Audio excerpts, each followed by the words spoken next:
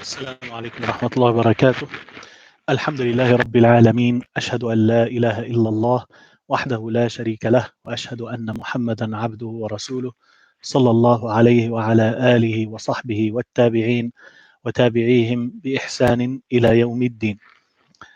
أما بعد, inshallah, today the 25th of the month of Sha'ban 1441, and it matches the 24th of April 2020.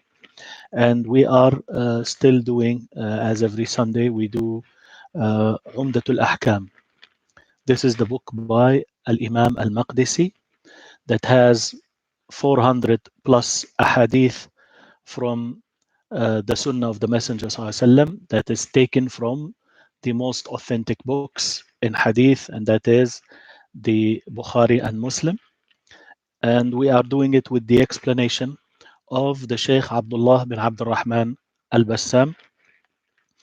And we are going through the section on Al-Ghusl min Al-Janaba, bathing through washing, taking a bath, taking a shower, due to Al-Janaba, the state of the major impurity which will happen due to ejaculating the semen. So we are still in this section, and we have two ahadith that are left. And as I mentioned last week, that we have actually one of the two ahadith here. They have some information in them that normally we are shy to talk about. However, this is part of the of our deen that we have to learn, and therefore there is no shyness in this case in learning our deen, because this is part of our deen and we have to learn it. It's just that it has to be the proper audience. There has to be the proper audience for that. So hadith number 34, it is upon the authority of Abi Hurairah radiallahu anhu أن رسول الله صلى الله عليه وسلم قال إذا جلس بين شعابها الأربع, if he sat between her four parts, ثم جهدها, then he put in the effort, وجب الغسل, then bathing becomes a must. وفي لفظ لمسلم, in a wording by Al-Imam Muslim, وإن لم ينزل.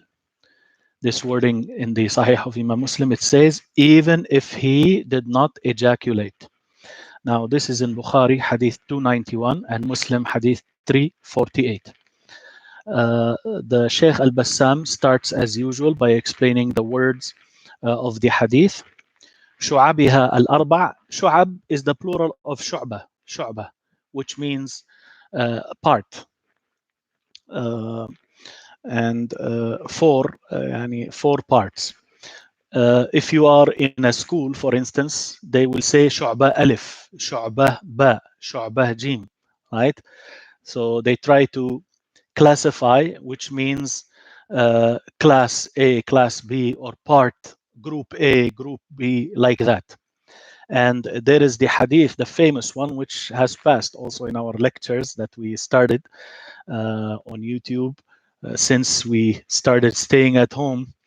The hadith, al-iman bid'un wa sittun or bid'un wa sab'una shu'bah, that iman is 60 some or 70 some branches. Shu'bah, shu'bah. It could mean a branch, it could mean a part, so a class, a kind. So this is how it is used, and the plural of that is shu'ab. Here it's referring to four parts, and the Sheikh said, يريد بذلك يديها ورجليها وهو كناية عن الجماع. He intends by the four parts her two hands and or arms, and her two legs, and this is kinaya, an indication for intercourse, for having intercourse. ثم جهدها. Then he put in the effort يعني towards her, that's towards his partner. uh, uh, so here back again to the word jihad that we learned before, and many of us are trying to learn the Arabic language, and this is why we are doing the Arabic and the English, and we are trying to يعني learn Arabic because it is the language of Islam, the language of the Quran and the Sunnah. This is why we are putting the effort in learning it. And part of the learning is to go back to the root meaning of the word, the root of the word and the root meaning. So the root meaning is juhd and jahd, right? Which is the word jihad comes from that, right? And that is juhd or jahd. It means the effort, the labor that you put in, right? So, and from there, the word came jihad, which means to put in the effort, to put in the to struggle, to strive. That's where the word jihad comes. So here, jahadaha is referring to the actual act of the intercourse and the effort that the partner is doing. So that's what it means. It's kinayatun anil ilaj, he says. It is an indication about penetration. So he did not say penetration, he said he put in the effort. Right? طيب المعنى الإجمالي, the general meaning. يقول النبي صلى الله عليه وسلم ما معناه, that the Prophet صلى الله عليه وسلم here says what means إذا جلس الرجل بين شعب المرأة الأربع, if the man sits between the four parts of the woman اللائي هن اليدان والرجلان, those four parts which are the two arms and the two legs, ثم أولج ذكره في فرج المرأة, then he penetrated his private part into the woman's private, فقد وجب عليهما الغسل من الجنابة, then it has become a must upon them both to bathe due to janaba, the state of the major impurity. وإن لم يحصل إنزال مني, even if there is no ejaculation of semen that happened, even if no ejaculation of semen happened. لأن الإيلاج وحده أحد موجبات الغسل. That is because penetration in itself or by itself, وحده, by itself alone, أحد موجبات الغسل. It is one of the things that makes bathing غسل an obligation. ما يؤخذ من الحديث. What do we benefit? What do we take from this hadith? Number one, وجوب الغسل من إيلاج الذكر في الفرج وإن لم يحصل إنزال. Number one, this is the first benefit, that it is a must to bathe due to penetration of the male private part in the female private part, even if there is no ejaculation. Number two, يكون هذا الحديث ناسخا لحديث أبي سعيد. This hadith then would do abrogation. It would have abrogated. Abrogation is cancellation, cancellation of the ruling. Abrogating, it will be this hadith abrogates the hadith of Abi Sa'id. What is the hadith of Abi Sa'id? I think I mentioned it last week. It says al-ma'u min al-ma', that water is because of water. Yani the water, meaning the water for bathing, will be due to the water, meaning the fluid here, coming out, which is the semen. المفهوم منه بطريق الحصر أنه لا غسل إلا من إنزال المني. This hadith, which says the fluid or the water is because of the water, meaning the semen. المفهوم منه بطريق الحصر, what we understand from it by way of restriction.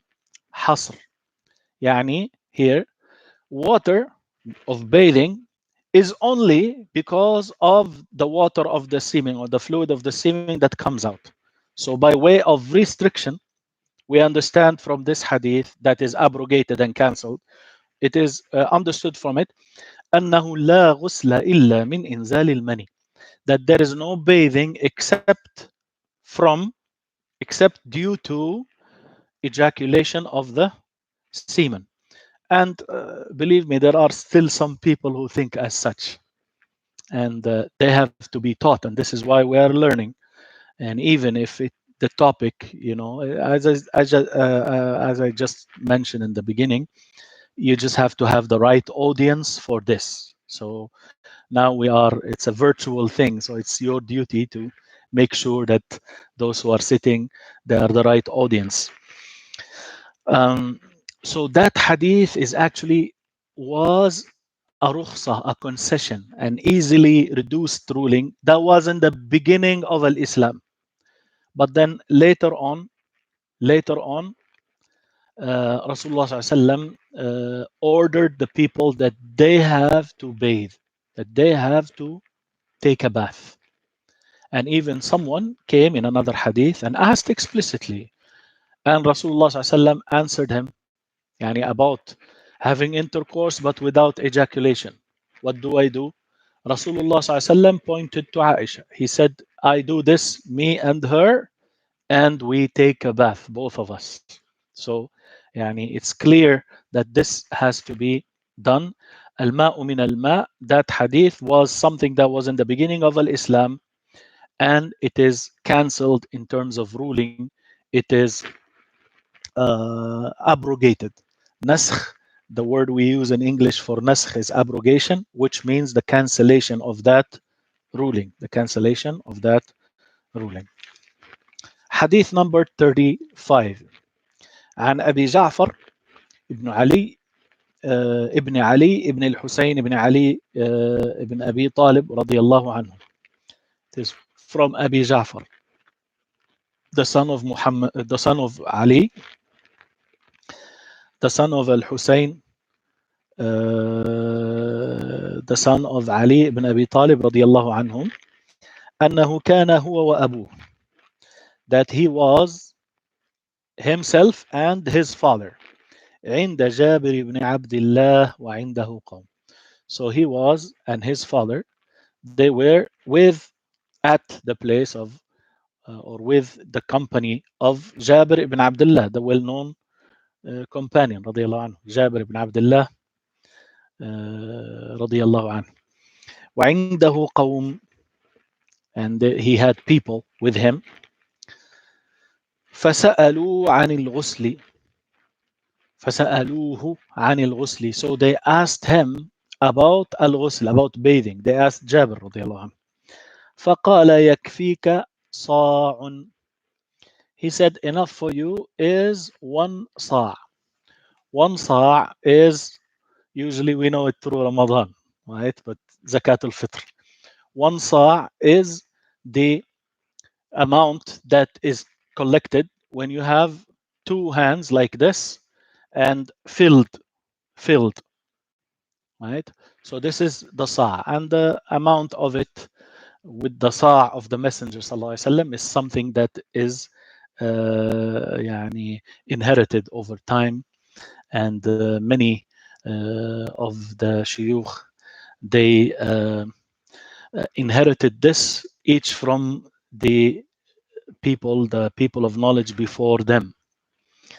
And if you remember, and I don't know if you remember, but our Sheikh Akram Ziyada Hafidhullah, he had that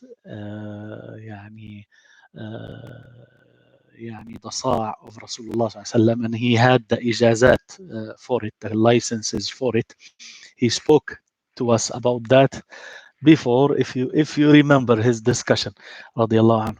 But then the amount like that. So some of us think that to have a bath you have to have multitudes of water, and some of us waste a lot of water on that, but it's not supposed to be like that, like this case here. So he said yakfika sa', 4 times of the 2 handfuls of water to have a bath. فقال رجل ما يكفيني. So a man said, it's not sufficient for me. فقال جابر, so Jabir commented on this man saying, كان يكفي من هو أوفر منك شعرا وخير منك. That this sa', this amount of 4 handfuls of the 2 hands, used to be sufficient for one who had more hair than you, and he was better than you. He was better than you. يريد رسول الله صلى الله عليه وسلم, meaning the messenger صلى الله عليه وسلم. The narration goes on, ثم أمنا في ثوب, then he led us in one garment. This is in Sahih al-Bukhari, hadith number 252. And in one wording of it, كان النبي صلى الله عليه وسلم يفرغ الماء على رأسه ثلاثا. يعني this should be يفرغ, the printing here. It says that the Prophet ﷺ used to pour the water on his head 3 times, and this narration has passed. And this is in Bukhari, Hadith 255. قال المصنف, the author said, the author here, Al-Maqdisi, Imam Al-Maqdisi. الذي قال ما يكفيني. Who is he, the one who said it's not sufficient for me? The one who said is not sufficient for me. He is Al-Hasan ibn Muhammad ibn Ali ibn Abi Talib radiyallahu anhu. أبوه محمد بن الحنفية. Right? So Abu Ja'far Al-Hasan ibn Muhammad ibn Ali. Al-Hasan, the son of Muhammad ibn Ali. Muhammad is the son of Ali ibn Abi Talib radiyallahu anhu, not from Fatima. Fatima, you know, Al-Hasan al-Husayn, but from another woman, Al-Hanafiya, Muhammad ibn al-Hanafiya. This is how he is famous for that. So this is Al-Hasan, who is the son of Muhammad ibn al-Hanafiya, the son of Ali radiallahu anhu. So he was with his father Muhammad ibn al-Hanafiya in the presence of Jabir, and the question was asked, and he was the one who said it's not sufficient for me. And Jabir replied to him with that. Rasulullah ﷺ had more hair and he was better than you, it was sufficient for him. المعنى الإجمالي: كان أبو جعفر وأبوه عند الصحابي الجليل جابر بن عبد الله وعنده قوم. So Abu Ja'far and his father, the companion, and his father, Abu Ja'far and his father, they were with the companion, the great companion Jabir ibn Abdullah, and he had with him people. So the people asked Jabir about what is sufficient, what would suffice of the water to bathe from the state of major impurity, the state of sexual defilement. فقال يكفيك صاع. So he said, enough for you is a صاع. We said the 4 handfuls. وكان الحسن بن محمد بن الحنفية مع القوم عند جابر. Al-Hasan ibn Muhammad ibn Hanafiya, he was with those people, with Jabir. فقال إن هذا القدر لا يكفيني للغسل من الجنابة. So he said that this amount is not sufficient for me to bathe from janaba. فقال جابر, so Jabir said to him, كان يكفي من هو أوفر وأكثف منك شعرا. It used to be sufficient, this water, this amount was sufficient for someone who has أوفر, he has more hair, وأكثف منك, and his hair even is thicker than you. So he has more hair and his hair is more thick even than you. وخير منك, and he is better than you.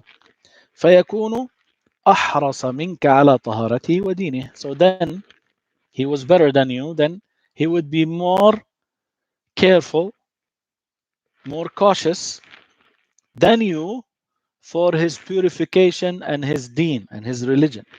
يعني النبي صلى الله عليه وسلم, meaning the Prophet صلى الله عليه وسلم.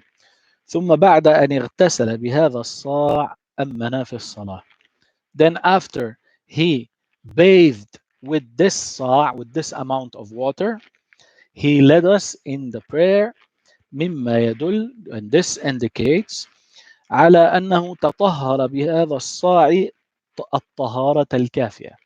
Then he led us in the prayer, and this indicates and proves that he purified himself with this amount, which is sa', the amount of sa'. he purified himself the sufficient purification. The sufficient purification.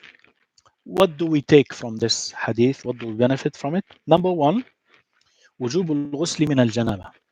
That it is compulsory, it is a must to bathe due to the janaba, the state of major impurity due to sexual defilement. وذلك بإفاضة الماء على العضو وسيلانه عليه. And that is by pouring the water over the part of the body and it flowing, the water flowing, سيلان, the water flowing on it. فمتى حصل ذلك تأدى الواجب. So whenever this is achieved, حصل ذلك, whenever that is achieved, تأدى الواجب. The obligation is performed. The obligation is done. تأدى. أدى يؤدي أداء وتأدية. So the obligation has been done. It has been performed. So that's the first point. Second point, قال في بداية المجتهد. He said in the book بداية المجتهد, the beginning of the مجتهد. This is a book by يعني a well-known scholar from Andalus. بداية المجتهد ونهاية المقتصد. The beginning of the مجتهد and the end of the muqtasid, the beginning of the one who is trying to reach the higher level of ijtihad, right? He needs to know, in order for you to reach that level in knowing the religion, going deep into the religion.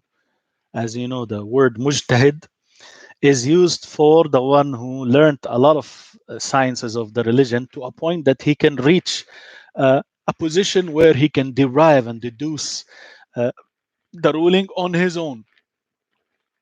So that book is supposed to be the beginning of the mujtahid, the beginning for the mujtahid. And it usually mentions the different positions of the scholars, the different positions of the scholars, especially the Hanafi, the Maliki, and the Shafi'i. Those he usually focused on these more. Not much of the Hanbali madhab is mentioned there. By Ibn Rushd, Ibn Rushd. So he says that book is the title of it, Bidayat, the beginning of the Mujtahid, ونهاية المقتصد, and the end for the one who is مقتصد. يعني he doesn't want to go deep, he just wants to suffice himself. Right? He said, لا يستدل به على لزوم الدلك ولا عدمه. This we cannot use it. يعني this hadith, we cannot use it that دلك, rubbing, is a must, لازم, nor it can be used for to prove or to say that rubbing is not a must. So this hadith now, it doesn't have يعني details on this. So he said you cannot derive it from here that you must rub or not. Now the scholars, there is a discussion about rubbing, right? And يعني in the wudu, for instance, even in the wudu, when you wash, do you have to rub the part or not? Likewise, in bathing, do you have to rub the part when you wash it or not? Yani if someone went into a swimming pool or into the sea and he came out, is that sufficient or he has to rub because maybe not the water didn't reach يعني everywhere in a perfect way. Allah knows best. يعني the summary of that discussion is that if there is something that would prevent the water from reaching, then you must rub and remove that. If there is anything that prevents the water from reaching, then you must rub and remove so that the water will reach. But if there isn't anything and the water did reach, then the rubbing is not a must, right? And some say, well, rubbing is part of ghusl. Any wash includes rubbing. Some said that, but anyhow, that's the summary of this issue. So if we suppose that someone has thick hair that is very like he's very hairy and the water cannot reach, then he has to use the rubbing to make the water reach the part. If not, then not. Also, if there is some, obviously, if there is some paint, some glue, some whatever, or very oily, right? You used a lot of oil, so now it's very oily, or something like jelly, very jelly, that might, if you just immerse your hand and take it out, it might not, water might not reach, might stay on the outside because of that gel you are using, petroleum jelly or whatever. So in this case, you need to rub in order to have the water reach the body part. If there isn't anything and the water easily can reach, then you do not need to rub. And even within the Maliki madhab that emphasizes this, I was watching the week before last one of the well-known scholars of the madhab al-Maliki, and he was asked about this issue in specific, about ad-dalk, about rubbing. His name is Dr. Sadiq al-Ghriyani, and he answered that even within the madhab, you do not have to do the rubbing. It is only recommended. The question was, and let me tell you that question because it's beneficial. This brother was asking the sheikh that his father, who's an old man, uh, he has a back problem in a way that he cannot bend, and he cannot bend for a long time, and he cannot bend anyways.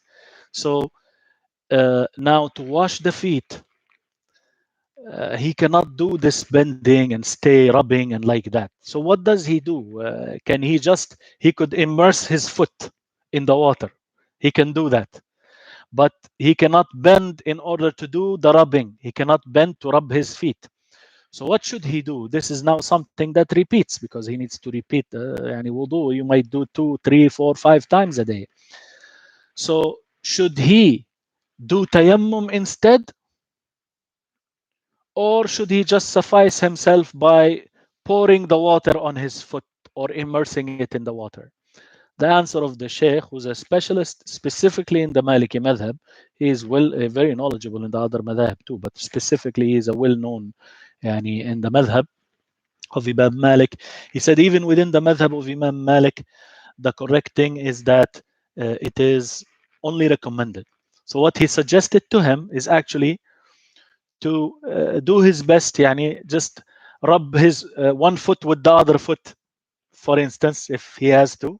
He can do that, suffice himself just to do that, and make sure that the water reaches or immerses his foot, and that will be sufficient for him even within the Maliki madhab.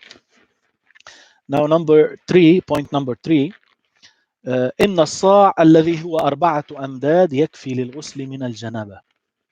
The amount of sa', which is, as we said, 4 amdad.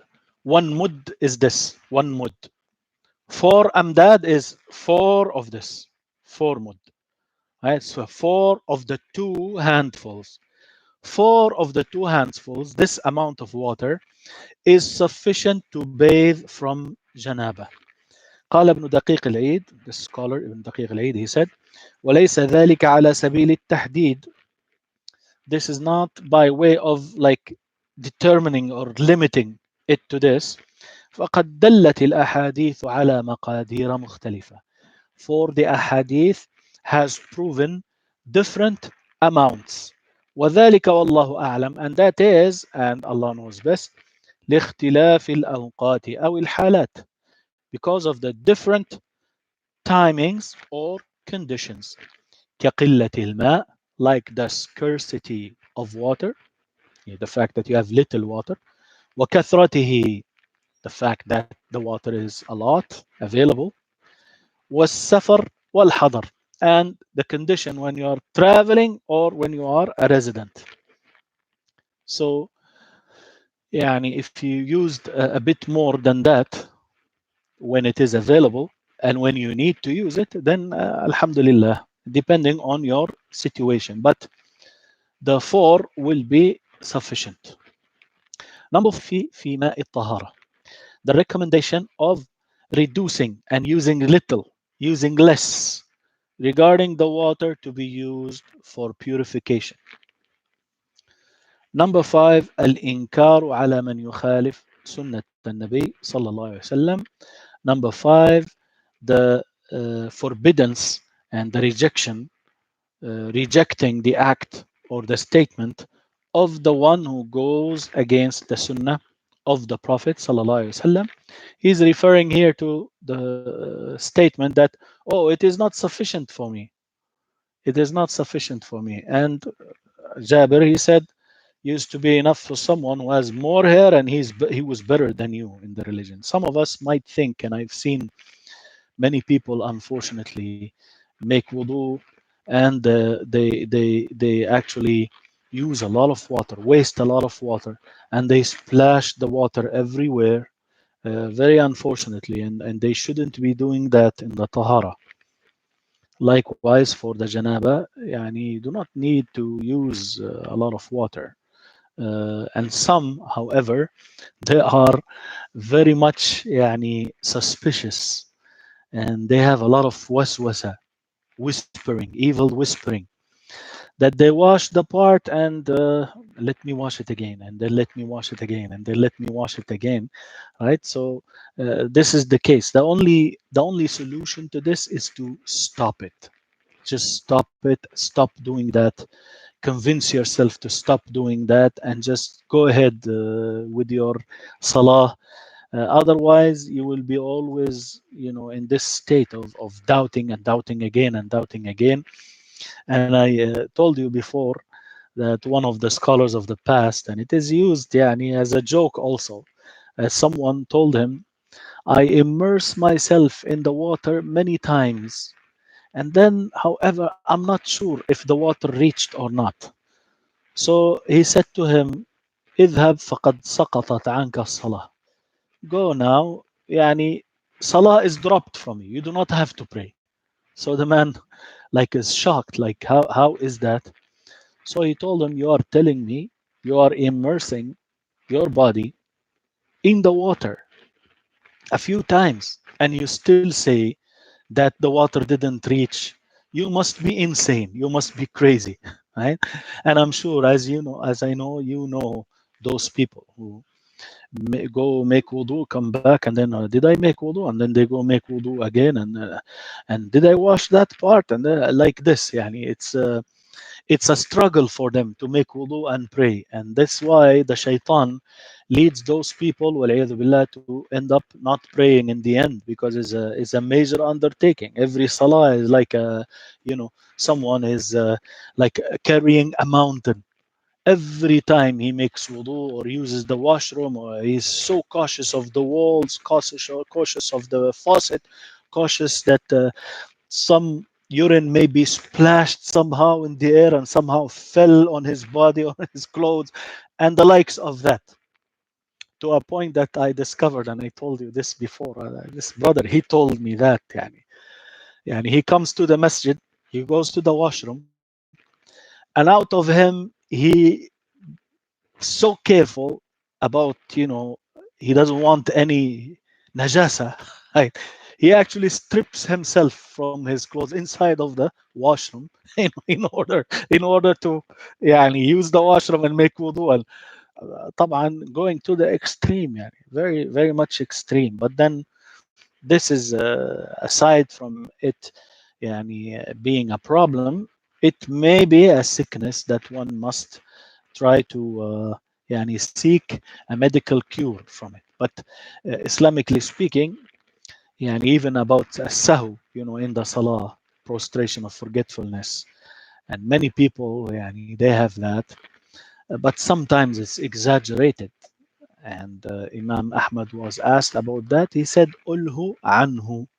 Just busy yourself away from it. Because if every time this is what you do, then every salah, yani, you're gonna make sujood al-sahw, and then you're gonna make even sujood al-sahw from sujood al-sahw, because you might have made a mistake in your sujood al-sahw, right? The prostration of forgetfulness, and it doesn't finish and it doesn't end like that. So you need to put a stop to it. Yes, it happens. It happens to all of us. We are human beings. We do forget. We do make mistakes. We have to be alert. We have to be focused. We ask Allah subhanahu wa ta'ala to make us sharp and make us focused in the salah, having khushu' and humility, and also in our wudu and the different acts of worship. But however, we have to put a limit to these doubts and waswasa, yani evil whisperings from the shaitan that will, yani, as I said, it will lead some people billah, to even stop worshipping, because it just became, from a small duty, it became something that is overwhelming. That is hadith number 35 from Umdat Al-Ahkam. So, يعني, uh, as you know, Ramadan, inshallah, is coming soon. Most likely it's on a Friday next week, yani this Friday that's coming.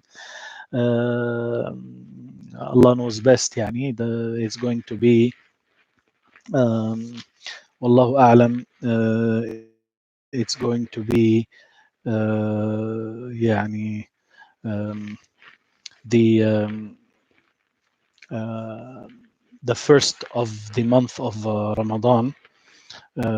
So Allah knows best. Yani it matches.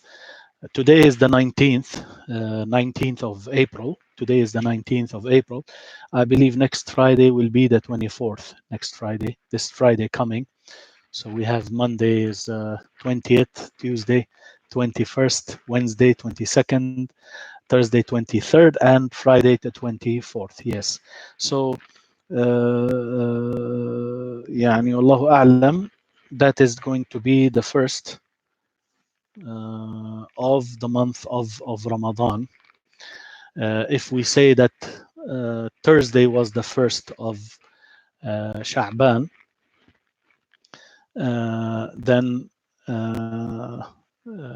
يعني if we say that Thursday was the first of Sha'ban, then next Thursday would have been 8, then 15, 22, and then 29. So this coming Thursday is the 29th of Sha'ban.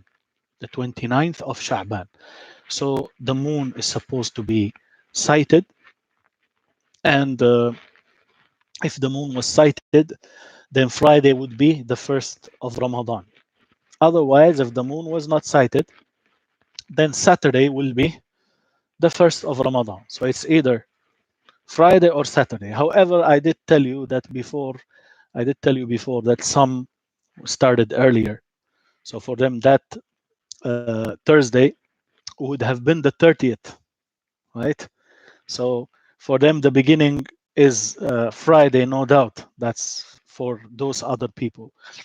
We will wait until we see what happens with the moon sighting, but more than likely is going to be, inshallah, this coming Friday, inshallah, will be the first of the month of Ramadan, inshallah ta'ala.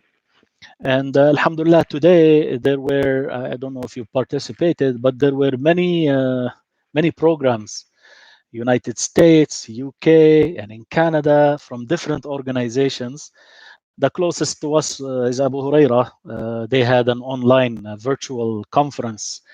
They called it Soulful Ramadan. I don't know if any of you participated or benefited from that. And unfortunately, I did not. It did not come to my mind from the beginning. Otherwise, I would have canceled today's, and then we would have joined them or other than them. There was also in the UK maybe a program that had maybe 20 people, including like Mufti Mink and other speakers, other many speakers, and also here in Canada and United States, they had different things. But Alhamdulillah, um, they were talking about Ramadan. So basically, I will be speaking the summary about Ramadan. Maybe we do that tomorrow, inshallah ta'ala. But basically, this Ramadan is like just any other Ramadan. It's just that so far we are still staying home. Who knows, maybe towards the middle of Ramadan or by the end of Ramadan, third week or so, maybe we can go back to the masajid. Who knows? We hear good things about this virus and it being controlled. And we ask Allah subhanahu wa ta'ala al-afwa wal-afiyah wal-mu'afata fi dunya wal-akhirah, and to bring a speedy solution for this problem. And who knows, we hope the best in Allah subhanahu wa ta'ala. However, if we stay home, then we fast like we usually fast. This Ramadan, we cannot go to the Taraweeh in the masjid if they didn't allow us. So what do? We pray the Taraweeh at home. And this Taraweeh is nothing but Qiyamul Layl, the same Qiyamul Layl that Rasulullah ﷺ used to do throughout the whole year. It's just one and the same as Qiyamul Layl in Ramadan. The only difference, Qiyamul Layl in Ramadan, is that, according to the majority of the scholars, is that it is recommended to go out to pray Qiyamul Layl in the masjid. That's the only difference. Otherwise, Qiyamul Layl is the same. The 11 rak'at that Rasulullah ﷺ used to pray, whether it was Ramadan or outside of Ramadan, he used to do that. The only thing is that it is recommended to pray Qiyamul Layl in the masjid only in the month of Ramadan, in congregation in the month of Ramadan. So what do we do at home? We do like we are doing now. You gather as many as you can from your family members and you pray Salatul Isha. Then after that, you can pray together the 11 rak'at. You can use whatever you memorize from the Quran, even if you are using the last 10 surahs from the Quran, or if you even recite the short surahs that you know and repeat them. Even if you pray all 8 rak'at, we just qul Allahu ahad, and then you pray the witr 3 rak'at or 10 rak'at with qul Allahu ahad, and then you pray 1 rak'ah. That will be good. If you memorize parts of the Quran, you can use them in your salah, or you can even use the mushaf if you want to read from the mushaf to make your salah longer and you don't memorize from the Quran. Then alhamdulillah, maybe this is a chance. And I know from the well-known qaris, well-known beautiful qari, qurra, they have a beautiful qira'ah. That's how they started. They started reciting from the mushaf. They led the people from the mushaf, and then later on they became from the most well-known qaris. Even the qari I'm talking about, he was even leading in Mecca for some time. He led 1 year in the haram, al-haram al-Makki. He wasn't doing it after that, but he did lead the salah in al-haram al-Makki after he started just reciting from the mushaf in the masjid. So that is a good opportunity for us to use. And we ask Allah subhanahu wa ta'ala and yulhimana rushdana, to inspire us things that are the wisest for us, inshallah. And that's that. Jazakumullah khairan for listening and attending. Subhanakallahumma bihamdik. Ashhadu an la ilaha illa ant astaghfiruka wa atubu ilayk. And inshallah, we'll see you tomorrow. And maybe during Ramadan, we will shift the timing so that we will do it like after Asr or so. So we continue to benefit, but at the same time, we do it in a time that is more suitable, because after Maghrib, then you have iftar, then you're waiting for Salatul Isha to come in, and then you pray Isha, and then you pray your Taraweeh. So it's not suitable to do it right after Maghrib unless you want to do it like later on, like 11 or 11:30. I don't mind, but Allah knows best. It's better to have it like around 6:30 to 7:30 or so. You can send suggestions if you wish. As you know, the timing of Maghrib now is like 8:05, 8:07, and it will go on. So even 7 o'clock is fine. But maybe we don't want to do it just 1 hour before the sunset. Maybe we do it earlier than that. As I said, maybe 6:30 or 6 o'clock. يعني half hour, 45 minutes, up to 1 hour maximum. إن شاء الله تعالى. جزاكم الله خيرا. السلام عليكم ورحمة الله وبركاته.